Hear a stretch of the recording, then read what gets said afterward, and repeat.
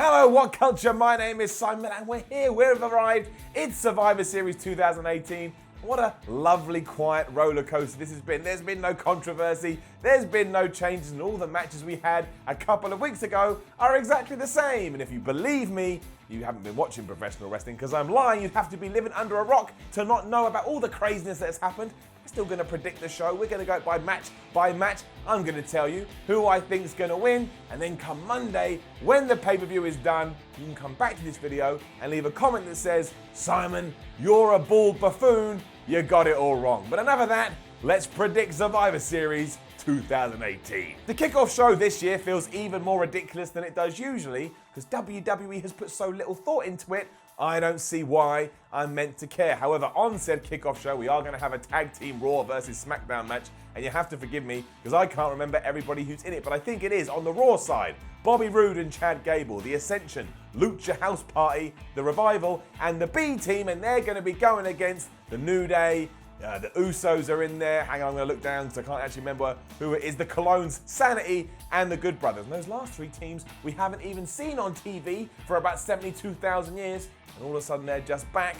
They're being thrown into this. I mean, even on Smackdown, Jimmy and Jay just went around backstage and threw some t-shirts at people. And we all know what happened on Raw. There was two Battle Royals because in the first one, Braun Strowman came out and just wrecked it as if to say, you don't need to bother about this, don't worry about this. It's just some stupid schmoz we've got to do on Sunday. Honestly, it just feels like one giant waste of time, but I will go with the blue brand here just because of my other predictions that we'll get to later on in this video. But yes, Team Smackdown to win. We're also going to get Buddy Murphy defending his Cruiserweight Championship against Mustafa Ali. And as always, if WWE actually allows these guys to fly around, this could be match of the night, especially Mustafa Ali. He is underrated. That man is really good. I can't see management deciding to take the belt off Murphy at this stage because he just won it in his hometown. That was quite the moment. I think I want to use the momentum from that. And obviously the big disappointment whenever we talk about 205 Live is that the show these days is actually it's fun, it's good to watch, and yet nobody ever tunes in. So yeah, I don't see Mustafa Ali coming away with the gold just yet, but I think in the future we should absolutely head in that direction. But if I am just fantasy booking things, screw that, put him on Raw or Smackdown instead.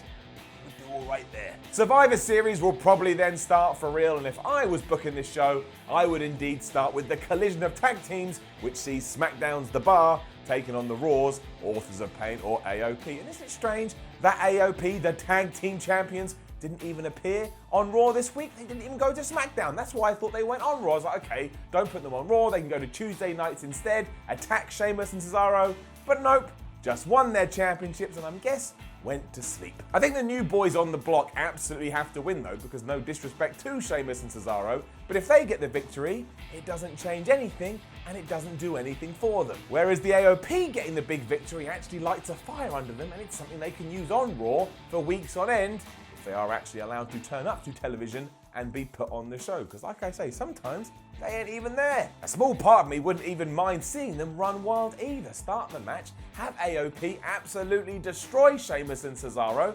They can walk away going, that's right, look what we just did. And I know that actually makes no sense when you look at it from a narrative perspective, because on Raw a couple of weeks ago, they had a somewhat competitive match against one person, that being Seth Rollins. I don't care about that. When does WWE ever look to the past, really? So forget it even happened. Let's have them absolutely destroy the Bar. Either way, I just don't want it to be dull. But yeah, AOP, they're going to get the win. And as we mentioned, Seth Rollins, he is indeed going to be taking on Shinsuke Nakamura. And again, this could be the potential highlight of the night. My only worry is how little WWE seems to care about Shinsuke Nakamura, and you'll know that if you tune into my weekly ups and downs. But think about it, if Nakamura can't even get a feud on Tuesday nights, how is he going to beat a man that is not only in a program against Dean Ambrose, but is also the IC champion? Just to be contradictory for a second though, I actually think Shinsuke is going to win, and that's because of Dean Ambrose. I mean, Ambrose isn't booked to be on the show, therefore you've got to assume he's going to interrupt, he'll cost Seth Rollins the match, and even though it sucks that that's how Nakamura's got to win, I do believe that's indeed how he's going to win. Not really what I'd choose as a layout for this match if I had my choice, but I don't. I'm just some idiot here talking on YouTube, but I guess it may work. Maybe it actually lights a fire under Shinsuke. He can move into a program over on SmackDown, and obviously we continue to develop everything between the former Shield brothers. But yes, Shinsuke Nakamura beats Seth Rollins, at Survivor Series. And if you are keeping track too, I do believe that means at this stage of the game, it will be Smackdown 2, Raw 1. We're also getting 2 traditional Survivor Series matchups, one with the men and one with the women, and we'll start on the latter. And again, you've got to bear with me. Trying to remember everybody involved is really hard. But on Team Raw, it is going to be Mickie James, it is going to be Tamina, it is going to be Nia Jax, it is going to be Ruby Riott, and it's going to be Natalya, and they're taking on Team SmackDown, which consists of Naomi, Asuka, Sonya Deville, Carmella, and as it stands right now, a mystery partner, because it was meant to be Charlotte, but she got shifted out. She's now taken on Ronda Rousey. The sad thing is, I don't think it matters. There hasn't been that much focus on either Raw or SmackDown for these matches, other than the screw job with Bayley and Sasha Banks. Maybe that ties in. Maybe Bayley and Sasha Banks come out and they cost Team Raw the match. Plus, you do run the risk of infighting on that team because Natalya stands out like a sore thumb. She's a good guy, and she's surrounded by bad guys. Gonna play this one tactically because I know my prediction for the men's Survivor Series match. Of course I do, I'm me, and I know my own brain. So I will say that Team SmackDown takes the W here. WWE, if you're listening, let's go mad, let's go crazy with Asuka here. Let her take out all of Team Raw by herself, and let's finally get her back to where she needs to be. You saw what happened on SmackDown when you teased that it was gonna be Ronda Rousey versus Asuka.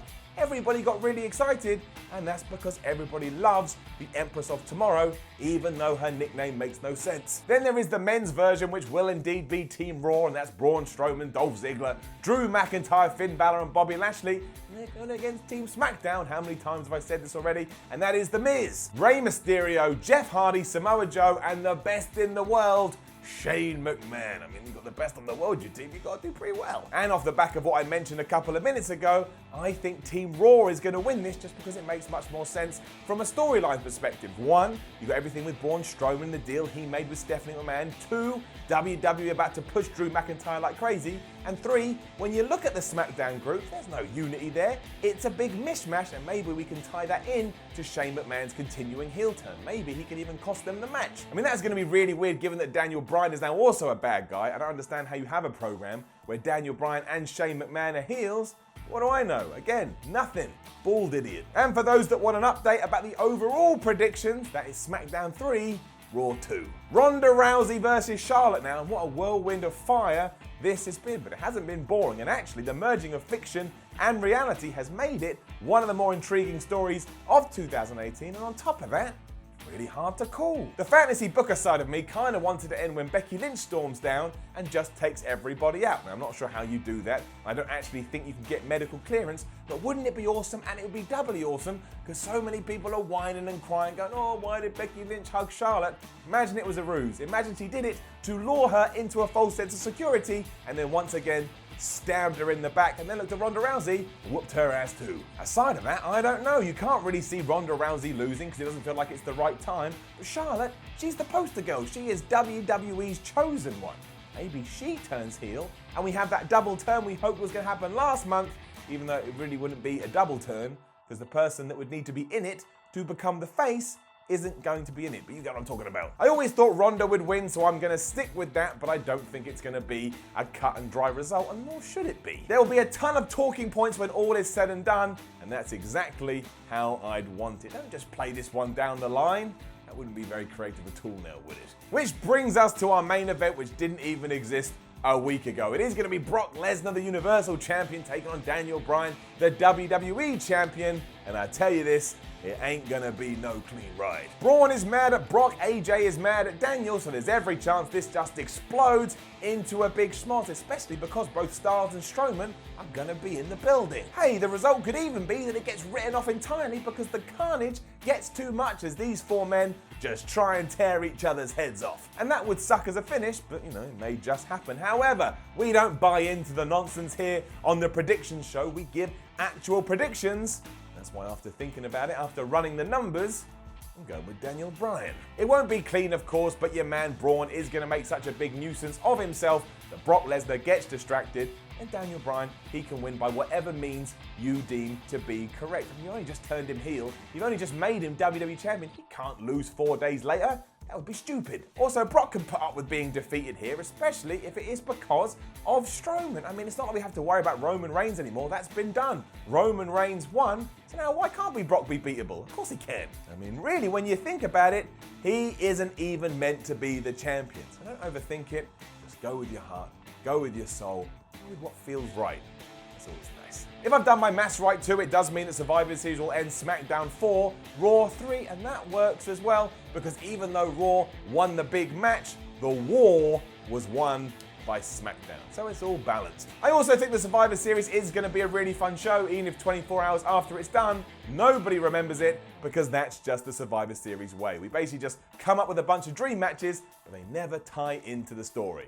So yes, you could argue it's a giant waste of time, but I also think it will be damn entertaining. Now, don't forget to leave a comment below and let us know what you think about Survivor Series 2018. Who's going to win? Who's going to lose? Like the video, share the video, subscribe to WhatCulture Wrestling. Then you head over to WhatCulture.com and you read yourself some articles a lot, which will be about Survivor Series. And you follow WhatCulture on Twitter at WhatCulture WWE. My name is Simon from WhatCulture. Thank you very much for joining me. And remember, once Survivor Series done, get a piece of paper, get a pen, note down what I said, note down what you said, then come let me know that I'm a damn fool.